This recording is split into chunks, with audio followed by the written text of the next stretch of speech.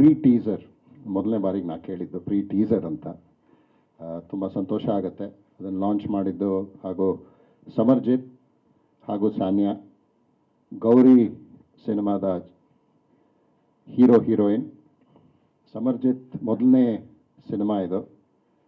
ತುಂಬ ಸಂತೋಷ ಆಗುತ್ತೆ. ಯಾವುದೇ ಇಂಡಸ್ಟ್ರಿನಲ್ಲಿ ಕ್ರಿಕೆಟ್ ಆಗಿರ್ಬೋದು ಅಥವಾ ಚಿತ್ರರಂಗ ಆಗಿರ್ಬೋದು, ಅದರಲ್ಲಿ ಯುವಕರು ಬರೋದು ತುಂಬ ಮುಖ್ಯ.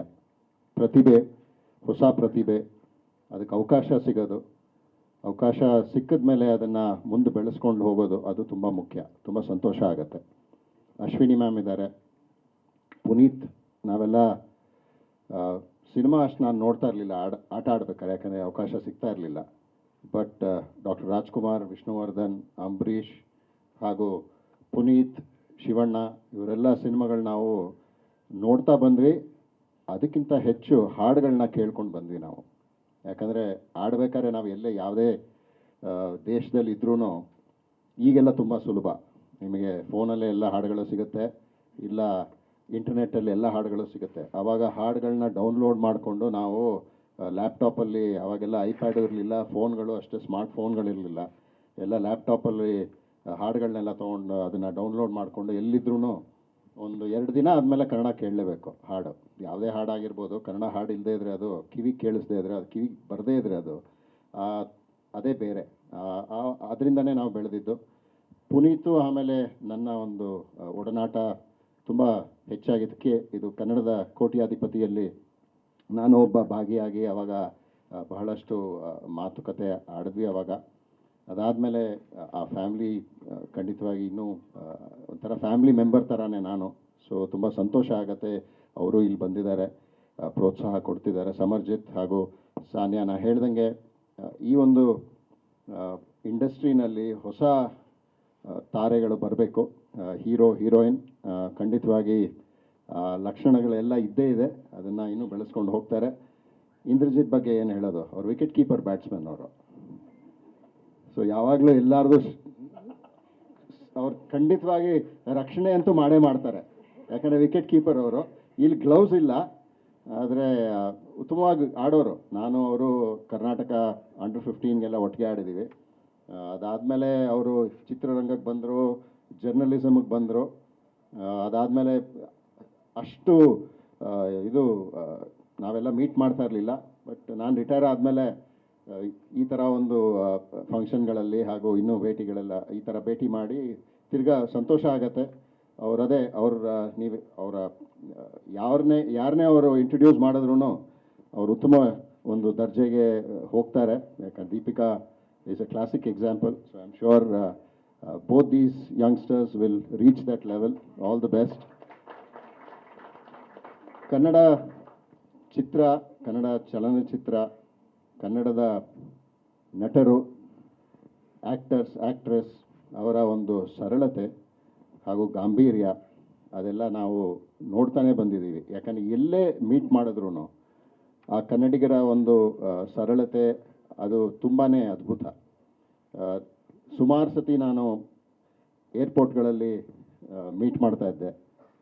ನಟರಾಗಿರ್ಬೋದು ಅಥವಾ ಯಾರೇ ಆ್ಯಕ್ಟರ್ಸ್ ಆಗಿರ್ಬೋದು, ಅವರ ಒಂದು ಸರಳತೆ ನಿಮಗೆ ಕಂಡು ಬರುತ್ತೆ. ಬರೀ ನಮ್ಮ ಹತ್ರ ಅಂತಲ್ಲ, ಎಲ್ಲ ಜನರ ಒಂದು ಸಂಪರ್ಕ, ಅವರ ಮಾತುಕತೆ, ಅದರಲ್ಲೆಲ್ಲ ನಾವೆಲ್ಲ ನೋಡ್ತಾ ಬಂದಿದ್ದೀವಿ. ಅದೇ ಸರಳತೆ ಇಲ್ಲೂ ನೋಡ್ತಾ ಬಂದಿದ್ದೀವಿ. ಅದನ್ನೇ ಮುಂದುವರಿಸಿ, ಯಾಕಂದರೆ ಕನ್ನಡ ಚಿತ್ರರಂಗದ ಒಂದು ಲೆಗಸಿ ಏನಿದೆಯೋ ಅದು ನಿಮ್ಮ ಕೈಯಲ್ಲಿದೆ, ಮುಂದಕ್ಕೆ ತೊಗೊಂಡು ಹೋಗೋದು. ತುಂಬ ಸಂತೋಷ ಆಗುತ್ತೆ ಈ ಒಂದು ಕಾರ್ಯಕ್ರಮಕ್ಕೆ. ಅಜಿತ್, ನನ್ನ ಇಂದ್ರಜಿತ್ ಅಂತ ಬರೋದೇ ಇಲ್ಲ, ಅಜಿತ್ ಅಂತಲೇ ಬರೋದು, ಅಜಿತಾ ಅಂತಲೇ ಬರೋದು ಹೆಸರು. ಸೊ ತುಂಬ ಸಂತೋಷ ಆಗುತ್ತೆ. Samarjit, all the best. ಅದೇ ಅವ್ರು ಹೇಳಿದಾಗೆ, ನಾನು ಅವರು ಒಂದು ಟಿ ವಿ ಕಮರ್ಷಿಯಲ್ ಸುಮಾರು ಒಂದು 15 ವರ್ಷ ಹಿಂದೆ ಅನಿಸುತ್ತೆ, ನಾನು ಅವಾಗ ಇನ್ನೂ ಆಡ್ತಾ ಇದ್ದೆ ಕ್ರಿಕೆಟ್. ಆವಾಗ ನಾವಿಬ್ಬರು ಒಂದು ಟಿ ವಿ ಕಮರ್ಷಿಯಲ್ ಮಾಡಿದ್ವಿ. ನಂಗೆ ಜ್ಞಾಪಕ ಇರಲಿಲ್ಲ. ಹೋದ ವರ್ಷ ನಾವು ಸುದೀಪ್ ಅವರ ಒಂದು ಫಂಕ್ಷನಲ್ಲಿ ಭೇಟಿಯಾದಾಗ ಆವಾಗ ಹೇಳಿದ್ರು, ಸಮರ್ಜಿತ್, ನಾನು ಆ ಆ್ಯಡಲ್ಲಿ ನಿಮ್ಮ ಜೊತೆ ಇದ್ದೆ ಅಂತ. ಸೊ ತುಂಬ ಸಂತೋಷ ಆಗುತ್ತೆ.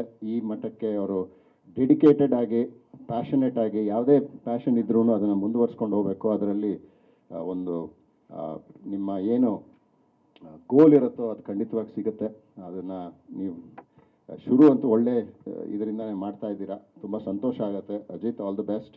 ಎಲ್ಲರಿಗೂ ಅಷ್ಟೇ ಆಲ್ ದಿ ಬೆಸ್ಟ್. ಆ್ಯಂಡ್ ತುಂಬ ಸಂತೋಷ ಆಗುತ್ತೆ ಕನ್ನಡ ಚಲನಚಿತ್ರದ ಈ ಒಂದು ಚಿತ್ರದ ಮೂಲಕ ಹಾಗೂ ಇಬ್ಬ ಯುವಕ ತಾರೆಗಳ ಒಂದು ಸೃಷ್ಟಿ ಆಗಲಿ ಈ ಒಂದು ಮಾಧ್ಯಮದಿಂದ. ಮುಂದೆ ಇನ್ನೂ ಹೆಚ್ಚು ಕನ್ನಡ ಚಲನಚಿತ್ರ ಬೆಳೀಲಿ. ತುಂಬ ಸಂತೋಷ ಆಗುತ್ತೆ. ಯಾಕಂದರೆ ಯಾವುದೇ ಚಿತ್ರ ನೋಡ್ಬೋದು, ನೀವು ಯಾವುದೇ ಚಲನಚಿತ್ರ ನೋಡ್ಬೋದು, ಅದು ನಮ್ಮ ಭಾಷೆನಲ್ಲಿ ನಾವು ನೋಡೋದು. ಯಾಕಂದರೆ ಒಂದು ಸಣ್ಣದೊಂದು ನಿಮಗೆ ಒಂದು ಎಕ್ಸಾಂಪಲ್ ಕೊಡ್ತೀನಿ. ನಾನು ಪಂಜಾಬ್ ಕಿಂಗ್ಸ್ ಕೋಚ್ ಆಗಿದ್ದಾಗ ಆವಾಗ KGF 2 ರಿಲೀಸ್ ಆಗಿತ್ತು. ಅದರದ್ದು ಪ್ರಿವ್ಯೂ ಅಂತ ನಾವೆಲ್ಲ ಟೀಮ್ ಮೆಂಬರ್ಸ್ ಕೂತಿದ್ವಿ. ಒಂದು ಆಫ್ ಡೇ ದಿನ ಅದನ್ನು ಪ್ರಿವ್ಯೂ ತೋರಿಸಿದ್ರು. ಕನ್ನಡದಲ್ಲಿ ಆಗಲಿಲ್ಲ ಅದು, ಯಾಕಂದರೆ ಹಿಂದಿನಲ್ಲಿ ಇತ್ತದು. ಅದನ್ನು ನನಗೆ ತುಂಬ ಕಷ್ಟ ಆಯಿತು ನೋಡೋದು. ಯಾಕಂದರೆ ಹಿಂದಿನಲ್ಲಿ ಯಶ್ ಅವ್ರು ಮಾತಾಡ್ತಾ ಇದ್ದಾರೆ, ಅಂದರೆ ಡಬ್ಬಿಂಗ್ ಅದು ಹಿಂದಿನಲ್ಲಿ ಬರ್ತಾಯಿತ್ತು. ಯಾಕಂದರೆ ಅವ್ರು ಕನ್ನಡ ಯಾರಿಗೂ ಅರ್ಥ ಆಗಲ್ಲ, ನನಗೆ ಬಿಟ್ಟು ಇಲ್ಲಿ ಸುಮಾರು ಇನ್ನೊಂದು 2-3 ಜನ ಇದ್ರು ಅಷ್ಟೇ ಕನ್ನಡದವರಲ್ಲಿ ನಮ್ಮ ಟೀಮ್ನಲ್ಲಿ. ಹಿಂದಿನಲ್ಲಿ ಬರ್ತಾಯಿತ್ತು ಅದು ಡಬ್ಬಾಗಿ. ಸಂತೋಷ ಆಗುತ್ತೆ. ಎಲ್ಲ ಭಾಷೆಗಳಲ್ಲೂ ನಮ್ಮ ಕನ್ನಡ ಚಲನಚಿತ್ರನೂ OTT ಪ್ಲ್ಯಾಟ್ಫಾರ್ಮ್ ಮೂಲಕ ಬೇರೆ ಹಲವಾರು ಭಾಷೆಗಳಲ್ಲಿ ಸಬ್ಟೈಟಲ್ಸ್ ಎಲ್ಲ ಬರುತ್ತೆ. ಇವಾಗ ನಾವು ಬರೀ ನಮ್ಮ ಭಾಷೆ ಸಿನಿಮಾಗಳನ್ನೇ ನೋಡ್ತಾ ಇಲ್ಲ, ಬೇರೆ ಭಾಷೆಗಳ ಸಿನಿಮಾನೂ ನೋಡ್ತಾ ಇದ್ದೀವಿ. ಅದರ ಒಂದು ಸ್ವಾರಸ್ಯ ಏನಿದೆ ಅದನ್ನು ಬೇರೆ ಸಬ್ಟೈಟಲ್ಸ್ ಅಥವಾ ಡಬ್ಬಿಂಗ್ ಮೂಲಕ ಅದ್ರ ಬಗ್ಗೆನೂ ನಾವು ತಿಳ್ಕೊತಾ ಇದ್ದೀವಿ. ತುಂಬ ಸಂತೋಷ ಆಗುತ್ತೆ. ಆದರೆ ನನಗೆ ಒಂದು ಸಿನಿಮಾದ ಒಂದು ಆ ಮಜಾ ಏನಿತ್ತು ಅದು ಸಿಗಲಿಲ್ಲ. ಸೊ ಖಂಡಿತವಾಗಿ ಈ ಸಿನಿಮಾನೂ ಐ ಆಮ್ ಶ್ಯೂರ್ ಇಂದ್ರಜಿತ್ ಬರೀ ಕನ್ನಡದಲ್ಲಿ ಹೌದು ರಿಲೀಸ್ ಮಾಡಿದ್ದಾರೆ, ಇನ್ನೂ ಬೇರೆ ಬೇರೆ ಭಾಷೆಯಲ್ಲೂ ಅದು ಜನ ನೋಡಲಿ. ಯಾಕಂದರೆ ಬರೀ ಕನ್ನಡದ ಸಿನಿಮಾ ಬರೀ ಕನ್ನಡಿಗರಿಗೆ ಸೀಮಿತವಾಗಬಾರ್ದು, ಇಂಟರ್ನ್ಯಾಷನಲ್ ಎಲ್ಲ ಆಡಿಯನ್ಸು ನೋಡಲಿ ಅಂತ ನನ್ನ ಒಂದು ಅನಿಸಿಕೆ. ಯಾಕಂದರೆ ನಾವೆಲ್ಲ ಬೇರೆ ಸಿನಿಮಾಗಳು ನೋಡ್ತಾ ಇದ್ದೀವಿ, ಹಿಂದಿ ಆಗಿರ್ಬೋದು ಅಥವಾ ತಮಿಳ್ ಆಗಿರ್ಬೋದು, ತೆಲುಗು ಆಗಿರ್ಬೋದು ಅಥವಾ ಮಲಯಾಳಂ ಭಾಷೆ ಆಗಿರ್ಬೋದು, ಇವಾಗೆಲ್ಲ ಸಬ್ಟೈಟಲ್ಸಲ್ಲೂ ನೋಡ್ತಾರೆ. ಇದೇ ಥರ ಕನ್ನಡ ಸಿನಿಮಾನು ಇನ್ನೂ ಹಲವಾರು ಪ್ರಾಂತದಲ್ಲಿ ಬೆಳೀಲಿ, ಅಲ್ಲೂ ಒಂದು ಥಿಯೇಟ್ರಲ್ಲಿ ಬರಲಿ ಕನ್ನಡ ಸಿನಿಮಾ ಅಂತ ನನ್ನ ಒಂದು ಹಾರೈಕೆ. ಬಟ್ ತುಂಬ ಸಂತೋಷ ಆಗುತ್ತೆ. ಯಾವುದೇ ಯಂಗ್ಸ್ಟರ್ಸ್ ನಿಮಗೆ ಯಾವುದೇ ಒಂದು ಪ್ಲ್ಯಾಟ್ಫಾರ್ಮ್ ಸಿಕ್ಕಿದಾಗ ಅವ್ರು ಬಂದು ಶೈನ್ ಆದರೆ ಸಂತೋಷ ಆಗುತ್ತೆ. All the very best and good luck to all of you. Thank you.